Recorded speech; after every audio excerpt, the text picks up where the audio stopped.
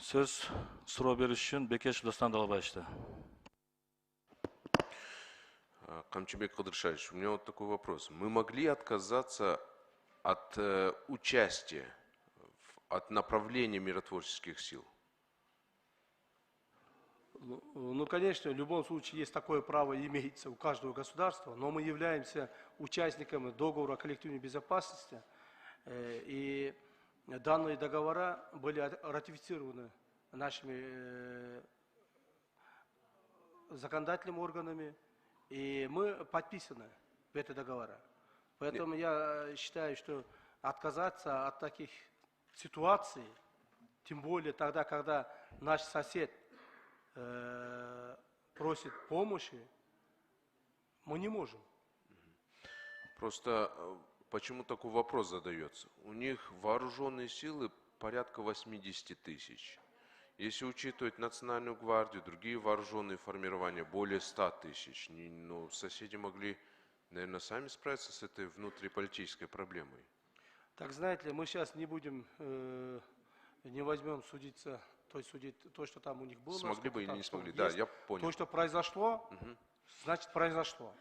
Теперь наша задача оказать содействие, помощь соседнему государству в рамках содействия договора о коллективной безопасности. Вот и все. А других причин, что было и как что другое, я думаю, они сами разберутся. А какие конкретно государственные объекты будут охранять? Вот как раз когда мы примем решение, вот мы сейчас будем согласовывать с нашими партнерами, и они нам как бы выделят, какой государственный объект мы будем охранять. Пока нам этого неизвестно. Пока конкретной дислокации не дано. Конечно. Да, потому что, ну, нежелательно было бы, если бы охраняли условно, я просто говорю, там, резиденцию президента, да, там же могут быть провокации разные, и не дай бог там прольется кровь либо казахская, либо кыргызская, это на всю историю наших взаимоотношений останется. Такое трудное время для нашего соседа, мы не будем искать легкие пути ухода от ответственности, поэтому что нам выделит, того и будем охранять. А выбирать нам не стоит. Мы не могли бы направить военную медицинскую какую-то помощь, не в виде вот именно вооруженных частей? Военная медицинская помощь и другие гуманитарные помощи тоже рассматриваются Кабинетом министров. Я думаю, в скором времени эту помощь также будем оказывать. Это уже по части межгосударственных направлений. И вот 150 человек, вы сказали, уже известно, из каких воинских частей будут направляться? Да, имеется. Уже ездили. То есть вы уже сформировали, да, кого Да. будете конкретно направлять Да. туда?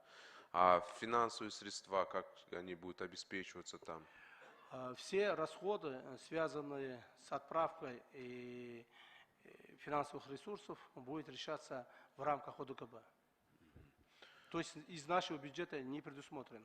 Ну вот было бы хорошо, если бы кто-то гарантировал бы, что никаких вот таких провокаций не произойдет по пути, да, потому что не хотелось бы иметь в истории наших взаимоотношений вот такое пятно, если кто-то будет нападать на наших солдатах, нашим солдатам придется все-таки... Ну, уважаемый Достан Далабаевич, никто гарантировать такое время не может никому.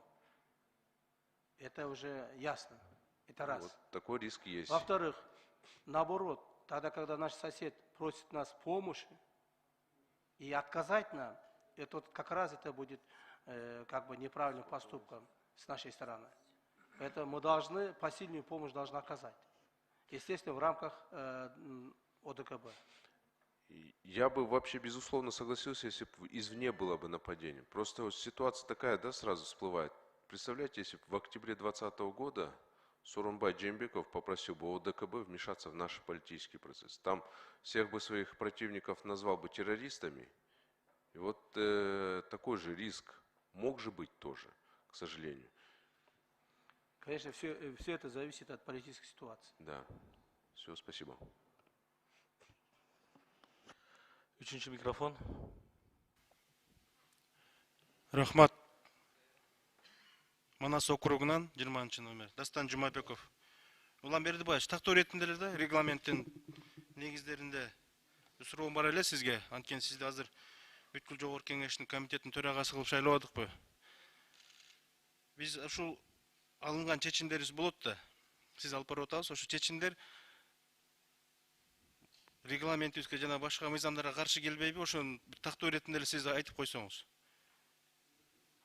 Бул жерде ар бир чечим биздин аппараттын юридикалык бөлүмү иштеп чыкты. Эч кандай каршы келбейт. Ошо тактоо иретине каршы келбейт чечимдерибиз. Каршы келбейт чечимдер. Анткени баарын тактоо иретинде болуш керек. Анткени ар кандай да сөздөр болуп атат азыр. Соттошобуз дегендерде. Ошо тактоо иретинде. Рахмат. Рахмат. Кийинки сөз Сабиров Рашан Азатовичтен.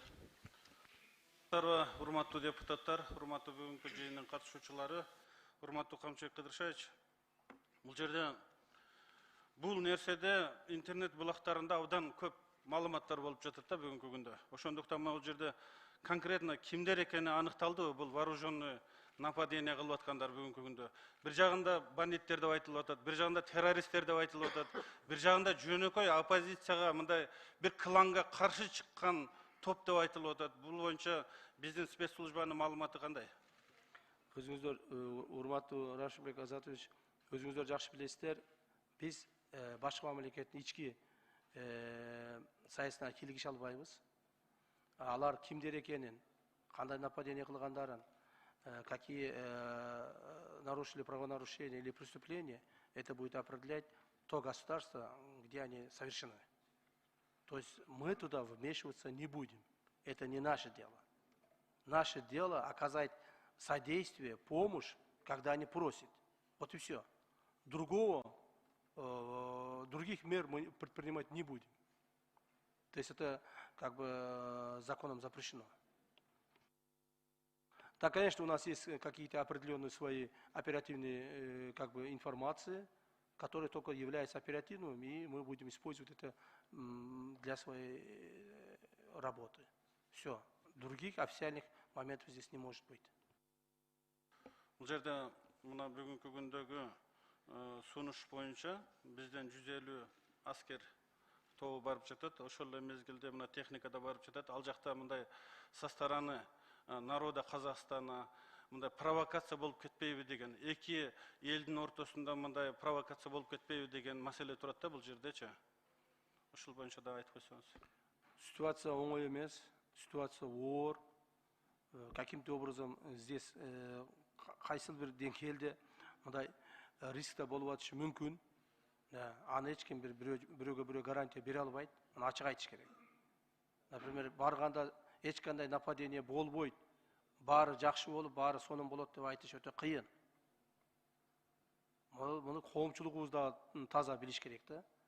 Бирок биздин оюбуз бир гана маселе, коңшу мамлекетибизде өтө оор кырдаал түзүлүп атканда, бизден жардам сурап атканда, жардам берейли деген гана максатта, жардам берейли деген максатта. Мына өзүңүздөр көрүп атасыңар, биз границаларда жапкан жокпуз. Керек болсо границада ошо Казакстандан экстренный келип аткан адамдарга ПЦР тести дагы отмен кылдык. Но бүгүндөн баштап кайрадан ошол жерге биз палаткаларды коюп, Минздрав менен сүйлөшүп, баягы жанагы оперативный ПЦР тести чыгара тургандарды апарып койдук. Но тем не менее, эгерде мурда бизде посттордон именно казак граждандары 50-60 адам күнүнө өтүп аткан болсо, азыр 2000ге жакын өтүп атат. Эч кимге эч кандай препятствие кылган жокпуз. Биз казак эли менен боордош элбиз, колдон келген жардамыбызды көрсөтүшүбүз керек, границаларыбызды жаппашыбыз керек. Керек болсо жакында гуманитардык жардам да жөнөтөбүз. Биз азыр ошол азыркы жөнөтүп аткан аскерлерибиз боордош казак элибизге же митингчилерге же ошол жерде чыккан баягы элге каршы жөнөтүп аткан жерибиз жок. Ошол элдерге жардам берейли, мамлекетине жардам берейли деген гана жылуу максатта жөнөтүп атабыз.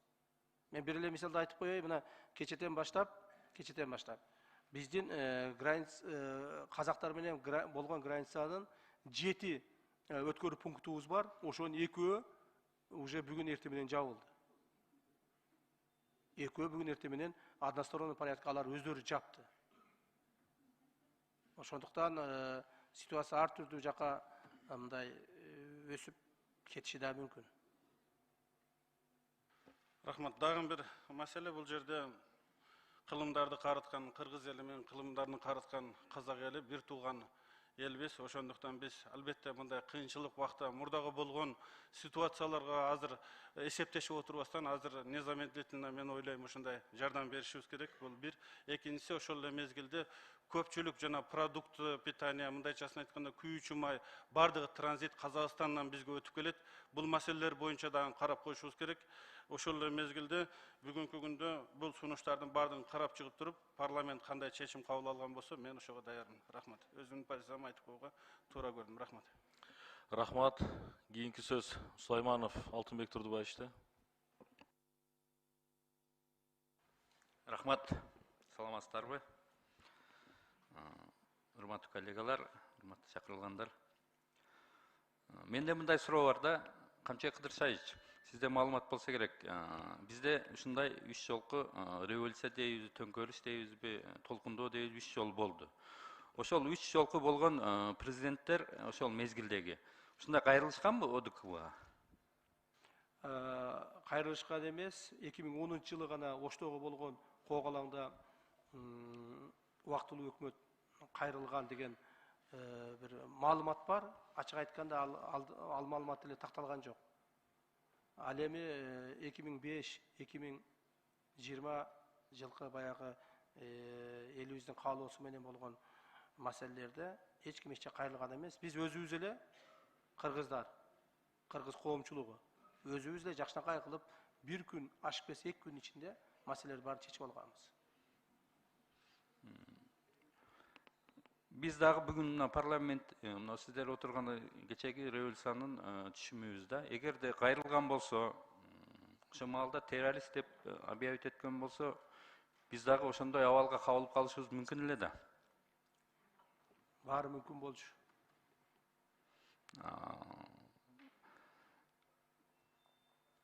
Бул жерде биз азыр келишимдерди аткарышыбыз керекпиз, милдеттүүбүз.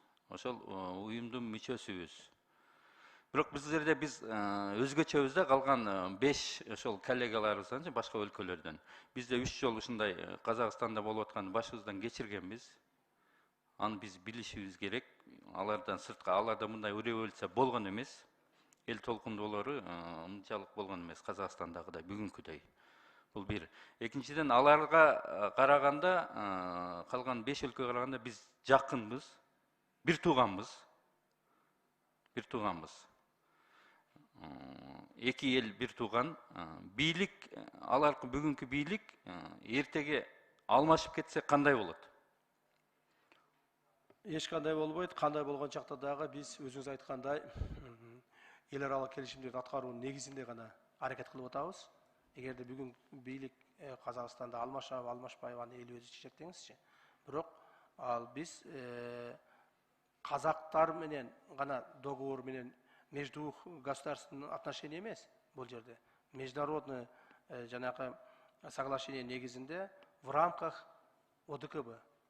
То есть 5-6 мамлекеттин кол койгон договор негизинде барып атабыз да.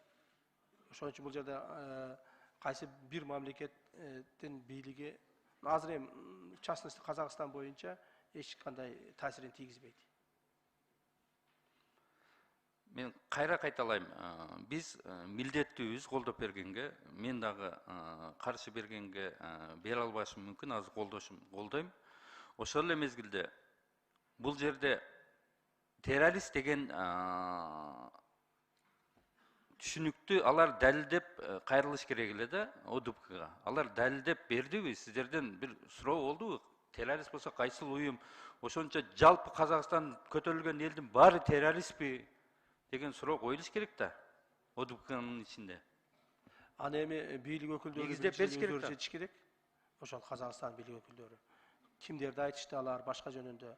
Бирок биз эсептебейбиз. Жалпы казак эли террористтер деп эч качан эсептеген эмеспиз жана эсептебейбиз.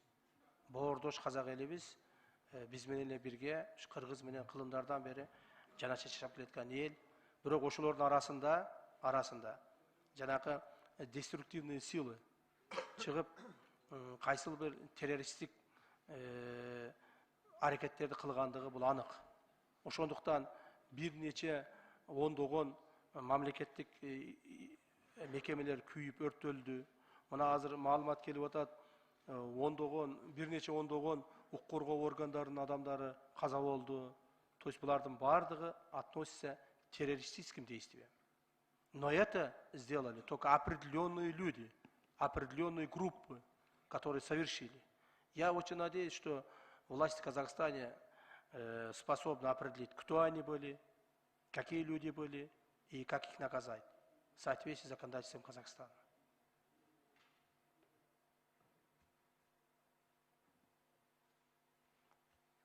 Болду? Рахмат. Кийинки сөз Айдарбеков Чыңгыз Азаматовичте. Рахмат. Саламатсыздар, урматтуу кесиптештер, өкмөттүн мүчөлөрү. Бүгүн каралып жаткан маселе өтө сезимтал. Кабыл алына турган